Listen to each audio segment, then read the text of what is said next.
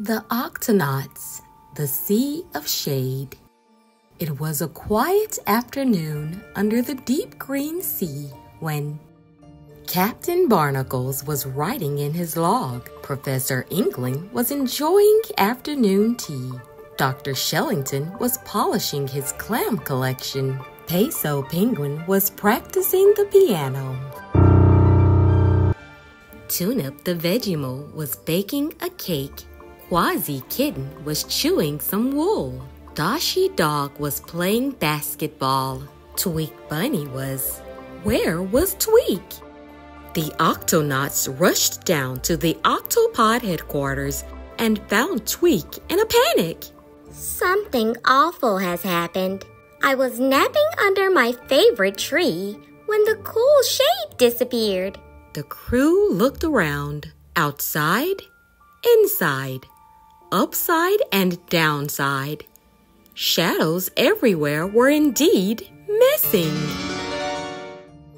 Something must be wrong in the Sea of Shade, Professor Inkling exclaimed as he carefully selected a large book from the shelf. According to this mysterious places guide, this hidden realm is ruled by a great Shade King who governs the shadows of the world.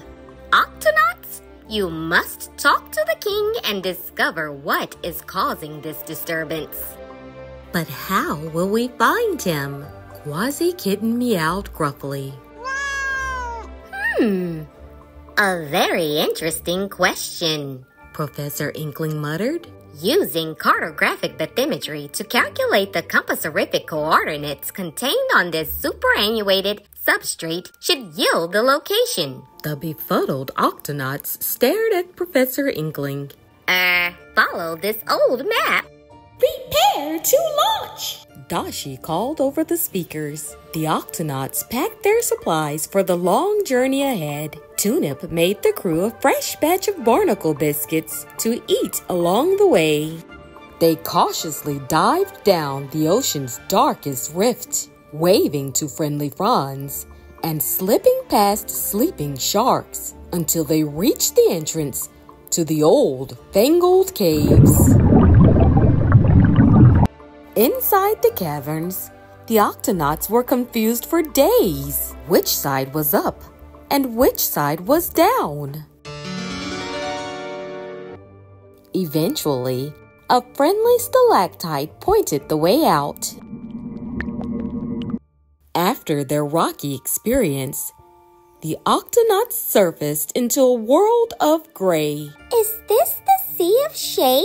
Peso asked in dismay. The world looked very bleak, and the crew noticed shadows hiding behind plants and lurking in corners. They seemed sad and afraid.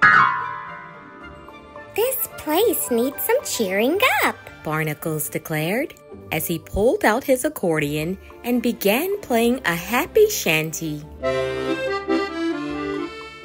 In the warm glow of the ship's beams, flowers blossomed and the leaves turned wonderful colors.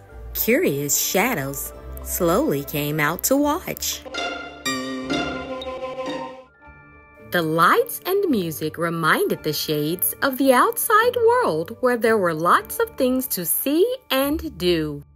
They happily followed the Octonauts as they traveled deeper into the sea.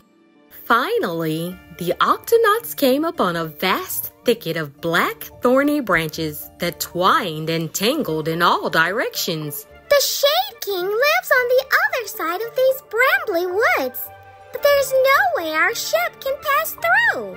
And the monsters up top don't look friendly, Tweak glumly concluded. Wanting to help, the shadows pulled their shady thoughts. They could merge together and form a ship to carry the Octonauts. Only shadows could pass through a shadow forest, Barnacles remarked in appreciation. The Octonauts quickly boarded, and to everyone's relief, they slipped into the thicket with ease. During the long voyage through the woods, vicious vines lashed out at the ship and scary howls echoed all around. But inside the shadow ship, only the sounds of merry songs and laughter were heard. When the crew reached the end of Bramblywoods, they could see the sinister Shade Castle looming in the distance with a large palace guard waiting at the gate. The Shade King greatly disliked being disturbed by strangers and scowled as the Octonauts were escorted into the Great Hall. Captain Barnacles removed his hat and gave a deep bow. Your Majesty, we miss our shadows very much. Why did they leave? The king frowned. For centuries I watched through my shadowscope as shadows were stepped on and ignored. It's not easy to follow someone around all day, but we never get any thanks. Some people are even afraid of their own shadows. Everyone would be happier if we just lived in our own worlds. That is why I called all my subjects home to the Sea of Shade. Please look again. Peso pleaded. Everyone is so sad without any shade. We've learned how important shadows are. Please let them come back, Your Highness. The Shade King grudgingly peered into his shadoscope and was surprised by what he saw. He turned back to his court, only to see glum faces looking up at him. The Shades missed their friends on the outside too. Very well, you may all return, the king decided. If the Octonauts agree to be our shade ambassadors and help remind everyone to appreciate their shadows. Thank you, Your Majesty. Barnacles accepted their new position with pride. We'll do our best. Go, my shady subjects, the king proclaimed. Return to your friends.